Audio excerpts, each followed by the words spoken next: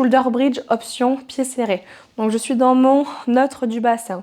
On appuie sur mon sacrum, les pieds sont devant mes genoux. Je viens coller mes pieds, coller mes genoux.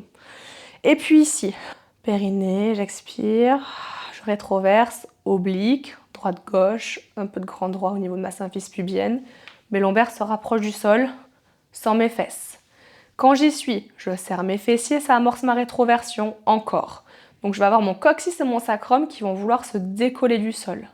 Je poursuis le mouvement, hop, pour décoller, vertèbre après vertèbre. Je monte au plafond en gardant les fessiers actifs, les adducteurs actifs.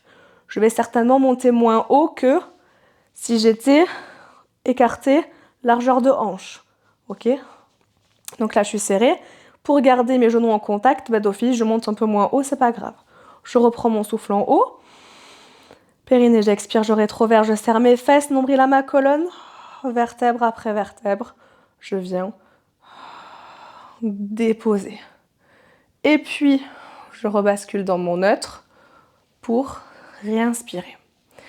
Ici, chez moi, garder les genoux extrêmement serrés, ça relève vraiment du défi. Donc, je fais pour un mieux. Et vraiment, on voit que ça impacte ma mobilité lombaire. Donc, typiquement, c'est un mouvement que je devrais travailler tous les jours, que je dois travailler tous les jours, parce que c'est assez complexe. Selon les morphologies, selon les préférences anatomiques, selon les personnes, en résumé, ça va être plus ou moins difficile, cette option. Ok ? Donc, si je remonte du début, bassin neutre, pieds, genoux serrés. J'engage mon périnée, j'expire. Rétroversion à la force pure de mes abdos. Pas de fesses. Et puis, je contracte mes fessiers quand mes lombaires sont le plus possible rapprochés du sol. Fessiers. Là, mes lombaires vont d'office toucher le sol. Nombril toujours à ma colonne. Je poursuis mon expiration, je décolle.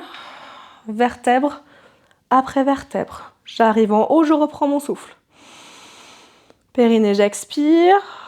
Je serre les fesses, je serre les cuisses et je viens rétroverser pour déposer.